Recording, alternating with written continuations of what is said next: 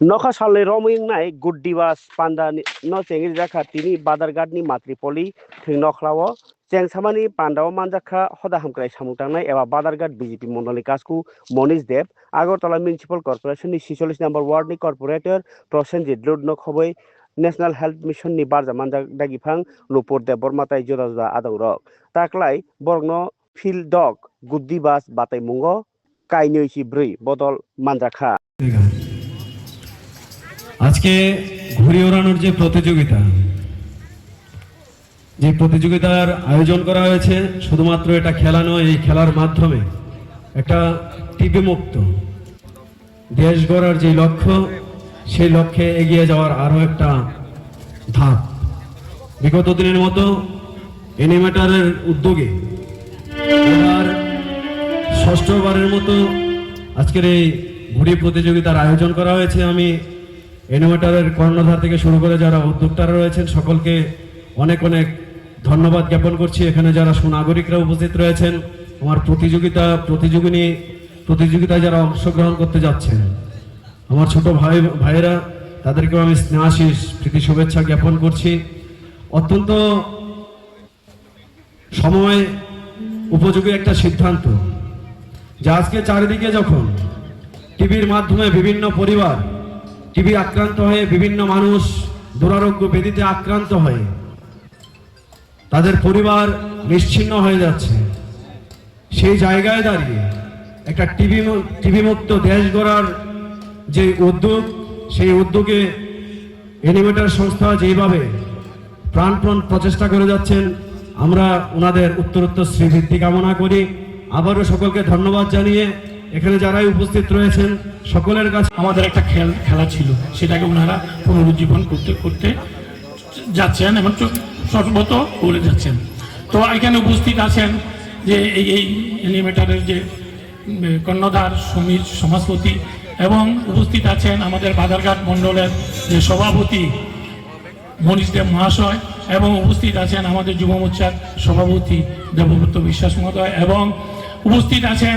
আমাদের এখানে যে 13 নম্বর বুথের প্রেসিডেন্ট রতন ঘোষ মহাশয় এবং উপস্থিত আছেন যে এনিমেটর টিমের পুরো যে টিমটা আছে এবং তাদের সাপোর্টিং স্টাফ আছে যারা আজকে এটাকে সাফল্য করার জন্য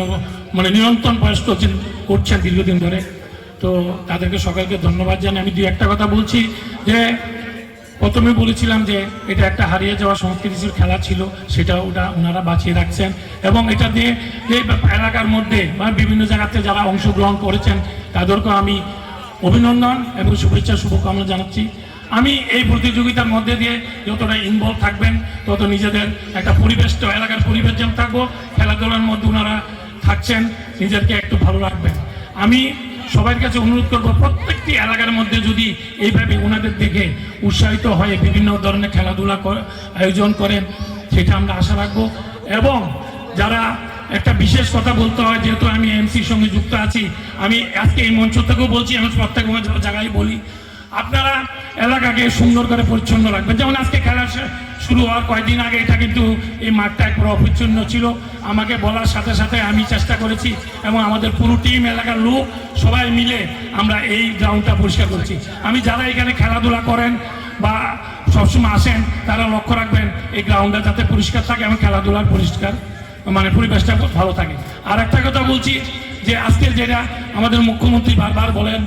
যে আমরা একটা নেশামুক্ত ত্রিপুরা চাই তো আমরা নেশামুক্ত ত্রিপুরা চাইতে গেলে আমাদের এলাকাকে নেশামুক্ত করতে হবে তার থেকে আমরা বের হতে হবে সেটা আজকাল দেখা যাচ্ছে কিটা যে আমাদের ছেলে মেয়েরা থেকে শুরু করে সবাই এই নেশায় আসক্ত হচ্ছেন প্রত্যেক বাবা মা আমরা কিন্তু সব সময় একটা চিন্তিত থাকি যে আমাদের ছেলে মেয়েরা কখন ফিরবে কিন্তু আমাদের আজকে যেমন সন্তান সবাই কিন্তু একজন দুইজন সন্তান আগে যেমন আমরা ছিলাম 6-7 ভাই ছিলাম ভাই বোন ছিলাম যেমন আমাদের যে মঞ্চটা কথাটা বলছি তার উল্টো দিকে আমাদের বাড়ি